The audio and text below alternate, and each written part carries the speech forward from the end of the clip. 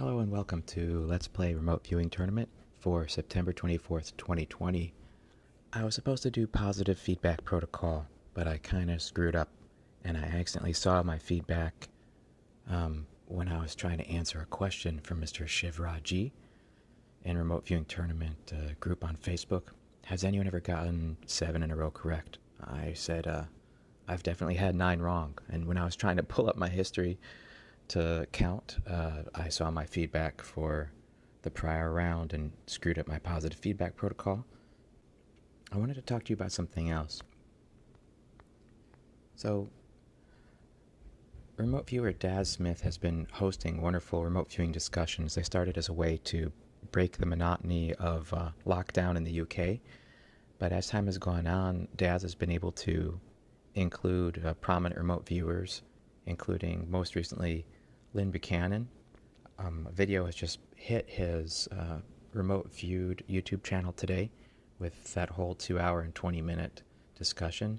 In these, anybody's allowed to show up and ask questions. It's really been a lot of fun.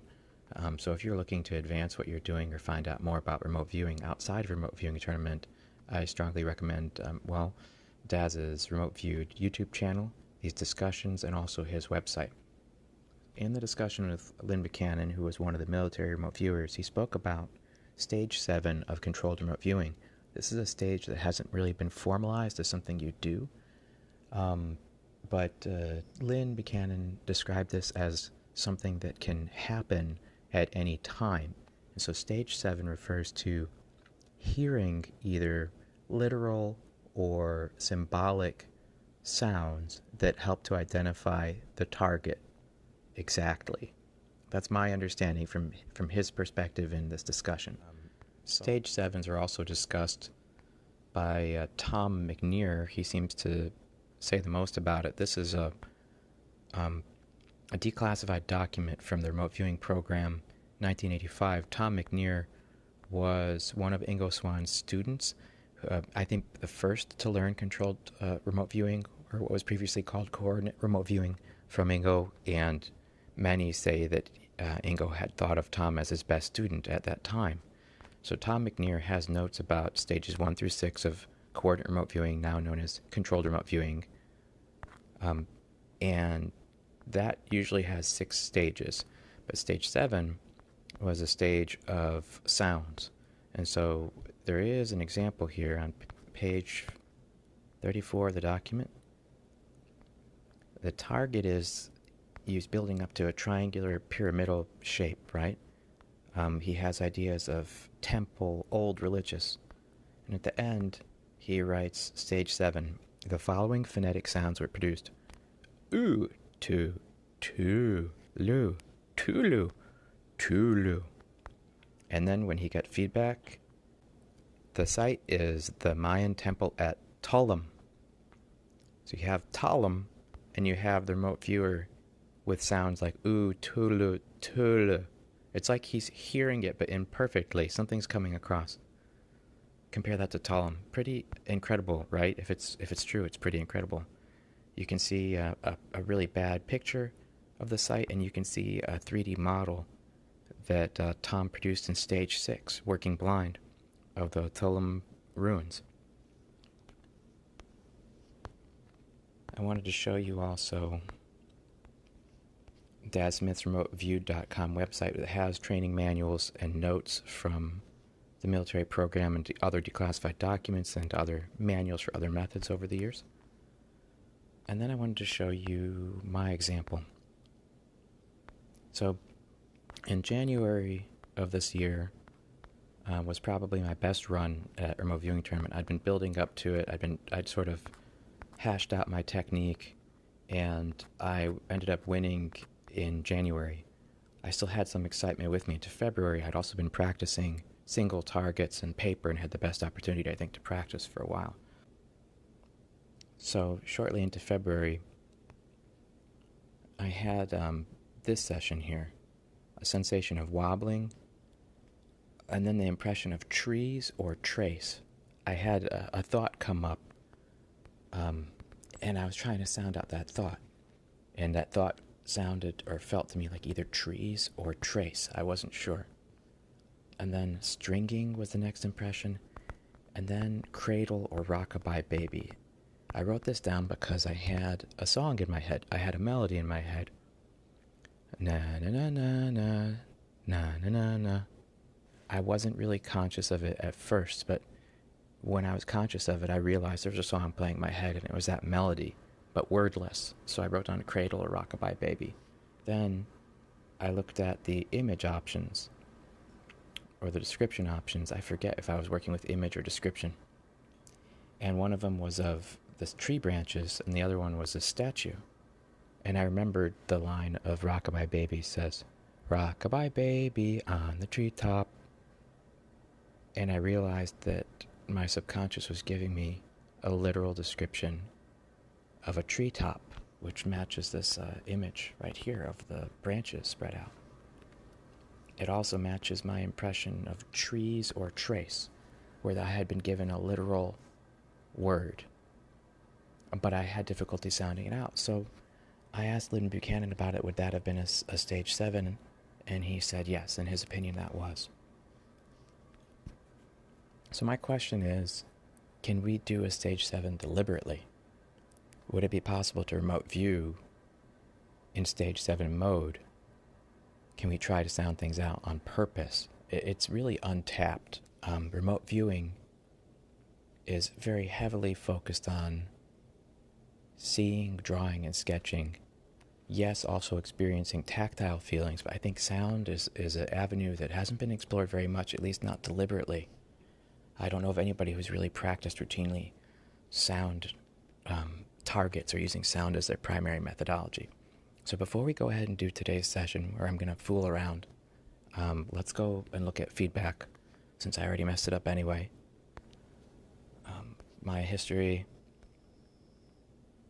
I was trying Gary Langford's 1986 CI method, which is where you get a visual bit and you allow yourself to get another visual bit, and it's supposed to become more complex and hopefully take shape into something recognizable eventually. I'm not a very visual person in my imagination, so I don't know if it's a great fit for me. But I had these vaguely geometric shapes, this one that seems to speak to things being in layers, some angular shapes, and when it came to decide based on the description, I thought that better described a tabletop of food than a little girl. But the little girl was the answer, and I failed to see how any of my images would relate to the target site of this little girl. So I didn't mean to see that, and maybe that caused my own defeat here. I have no idea. Going back to today's round, can we purposefully do a stage 7? How could we do that? What would that look like to purposefully use audio or sound, or even music, as what seemed to happen to me in my round? Feeling a little bit like a fool, but also feeling a little excited, I want to try today to focus on getting a melody. And I don't know if that's going to be a melody of anything that already exists, or if that's going to be a new melody. And I'm going to feel a little embarrassed, like humming for you, but I'm thinking that I want to try to get a melody, and then I want to see which image description I feel like that melody best represents. This also reminds me of a project by Marty Rosenblatt and some others, where university music students were taught to remote view, and they were able to come up with melodies, and then they made compositions from those melodies without knowing what the target was. But the melody that they came up with that matched an insect was sort of staccato and insectoid, almost like the noise a cricket might make, or it gave impressions of skittering insects. Some of that music was used for the film Eye Spies, so I'm going to try to give you links to these things in our episode note. Now bear with me as I make a fool of myself. I'm probably going to cut to the chase and see what sort of melody comes to mind. I'll start with an ideogram too, okay?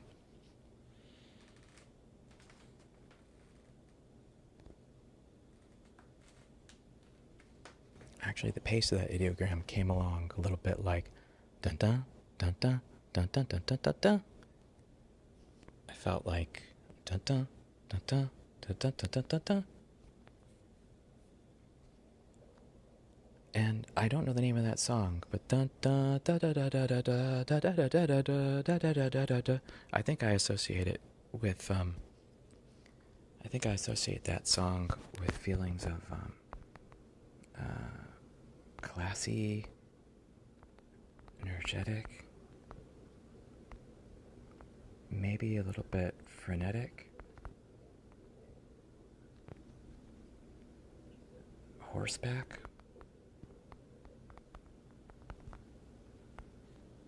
I don't know. Those are not my impressions of the target. Those are my impressions of the music of the song. I wasn't expecting to get a song to come to mind as quickly as that, so I'm a little bit surprised. Let's just leave it as that. So I'm not really sure what's happening. Moving on to the descriptions. There's a spooky old dark brown leather mask. There's a mask mounted on a yellow wall with a rectangular sign. It's like a gas mask, but with leather straps splayed out behind it. I've actually seen this picture when I've judged other people. It kind of looks like a gas mask, but turned into a spider on the wall looking at you. And then the next one is an ancient stone bridge. A structure is composed of several thick stone columns connected by round arches pointed at the top, covered in vegetation or leaves. The impression is no longer in use. In the background is a hill with multi-story apartment buildings. On the left side is a thick tree. So, classy, energetic, frenetic horseback riding feelings. Is that a spidery gas mask on the wall, or is that some disused stone arches by an apartment building? Well, I'm going to go with the ancient stone bridge or aqueduct crossing a wide river. Maybe at one time people rode on horseback there and there was a lot of energy there. Maybe the aqueduct has a lot of energy and movement with water rushing through it. I don't know. I'm in new, strange, and idiotic territory here.